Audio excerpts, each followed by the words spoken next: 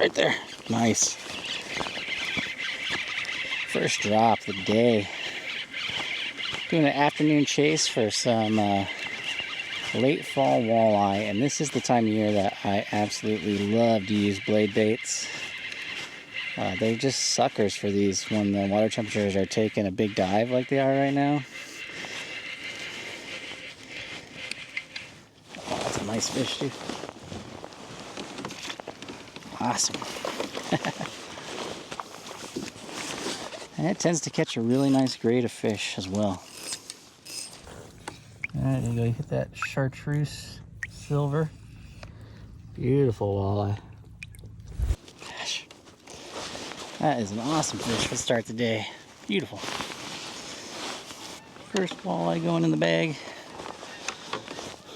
Now, the one thing I don't like about trebles is you sure have to find a way of finding treble in the net. Especially when those walleye get in there and they roll and they roll and they roll.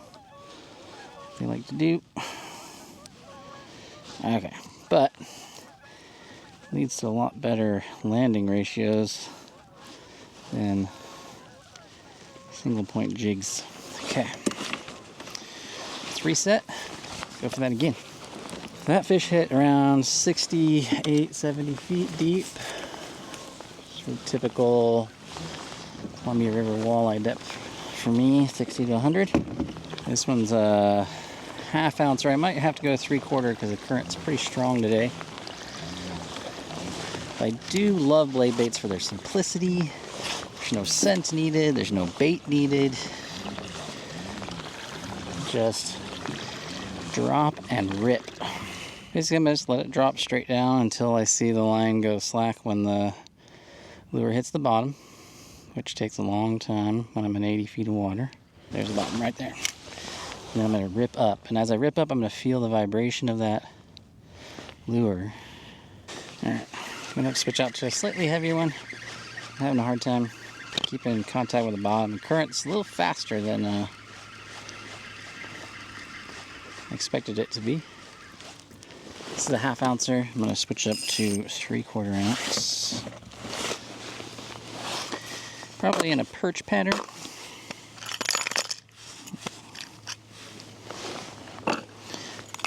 You can use really anything you want. It's just, I found that the greens, chartreuse, orange tend to be the best. I have a chartreuse and purple that sometimes is a real killer. Alright, so this is a Norisata, 3/4 ounce blade bait with a perch pattern on it, like fire tiger kind of thing. Ooh, current's pushing today. Alright, let's drop this down. Should go down in a good hurry. It's a 3/4 ounce. Come on. My braid gets a little sticky if it's been sitting and dry for a while. Bottom. I'm going to be super aggressive with these jigs. This is not like jigging with lead, head jigs and bait where you're just tapping it on the bottom. Like, these are very aggressive jigs, and you're essentially setting the hook on the upswing each time. That's why this is a great technique for beginners who tend to miss the bite with lead head jigs. Every time I just make contact with the bottom, that was probably that was a bite. You see that? That was a slackline bite. But they picked it up, and I missed it.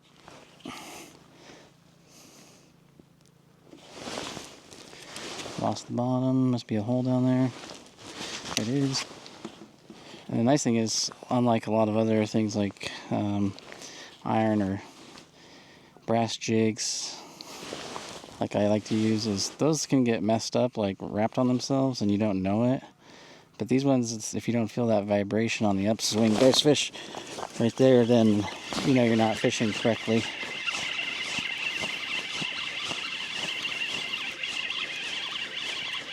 You'll feel that vibration through the braided line, which is why you should be using a thin diameter braid line. Like I'm using 10 pound today.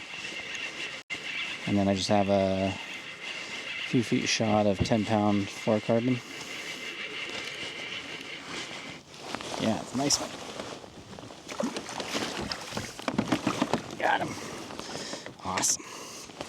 There's the north side of blade bait and a nice walleye. Sweet. Another dandy. Take that. Anytime. That one was about 83 feet of water, so 60 to 80 today is the formula.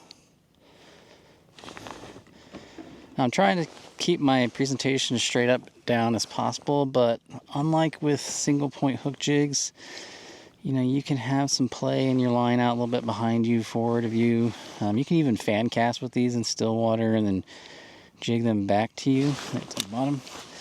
And it's just not as critical to have that like straight up down minimal connection to the lure, because you're not really detecting the bite. You're just setting the hook at pretty much every time you jig upward. So it's not like you have to have that perfect finesse contact with the bottom, which is so often required with jigging plastics or worms for these guys. All these things make the blade bait a really good choice for beginners. There's bottom.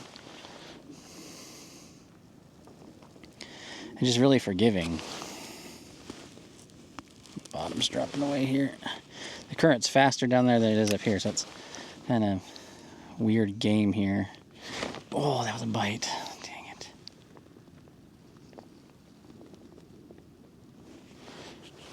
I think he might have messed it up. Yep. And he hit it. See, I don't feel the vibration anymore on that hit. That happens a lot. If they swipe at it. Yeah. Now, when you're selecting your gear for this, you can use a bait caster or spin cast. It doesn't really matter.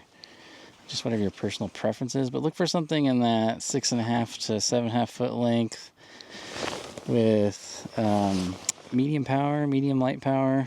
I prefer medium, and fast action graphite, because you need that rod to drive the hook home for you.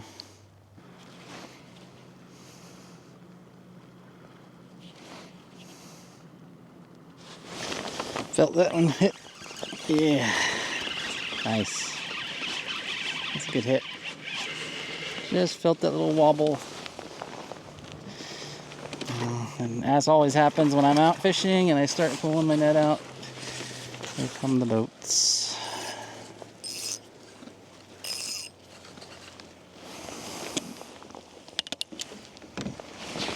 They're hitting aggressive today. I normally don't feel the bite like that. That means they're coming up off the bottom, hitting it a few foot off the bottom before it drops down there. Another one, nice eater male. It's all very reactionary strike for them. It's not like they're sniffing it or spending time looking at it. They see it coming down the river at about a mile an hour and just go up and smack it. A little bit shallower than I wanted to be, but we'll check it out. See if there's anything up in 50, 70 foot of water. Current's not quite as fast here. It's just about 0.6 miles per hour, which I tend not to get a bit as much, but I can artificially increase the speed by pedaling forward a little bit. There he is. Got him. Ooh, nice one. Heavy. Now you'll notice on the top of every blade bait there's 3 little holes. I generally run it in the middle. That kind of gives you a moderate flutter. If you put it on the forward hole, the lure will fall faster, but it will also not flutter as hard. And then if you want a really slow fall and slow flutter, like if you're getting a lot of short strikes, which is kind of lethargic, then you can use the rear hole. And he's off. Barely had one in the chin and one by the fin on that one. That's beauty.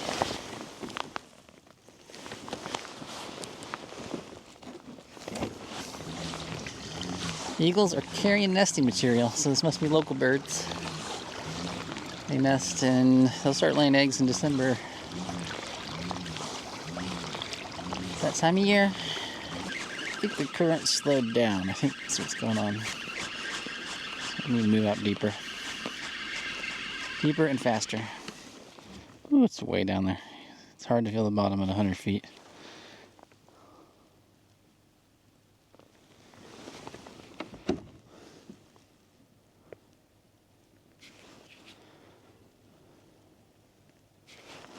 There's one at 100. Right at 100 feet. Nice.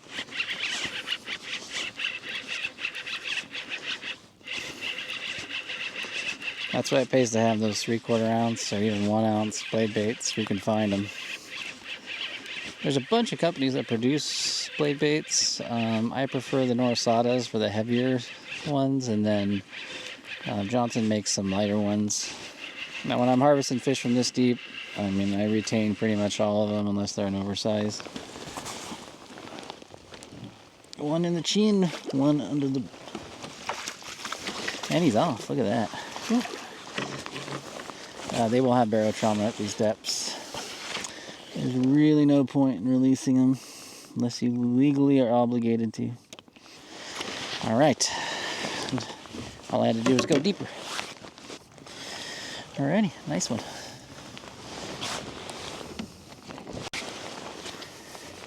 "100 feet it is."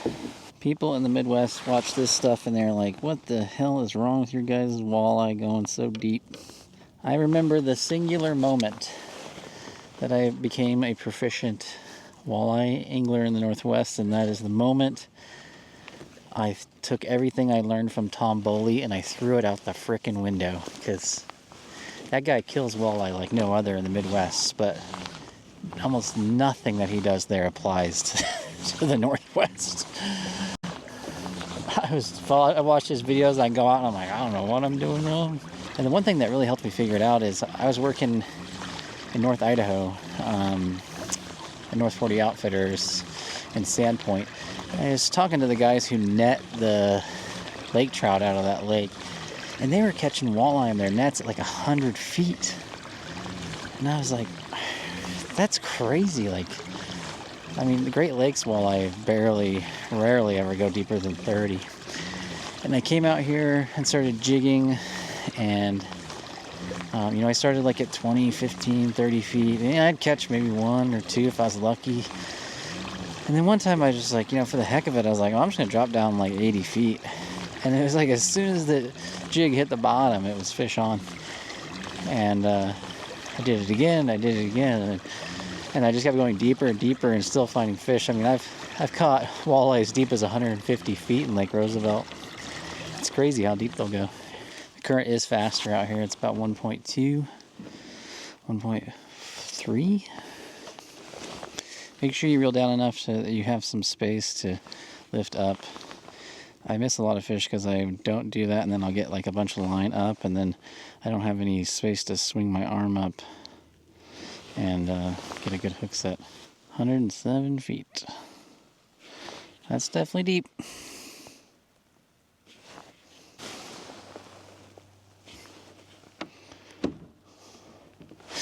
Felt that one hit. Bump. 97 feet. God, today they're just hitting so hard. Definitely keep steady pressure on them. Don't do the pump and reel thing, because a lot of times I've just had them just barely hooked.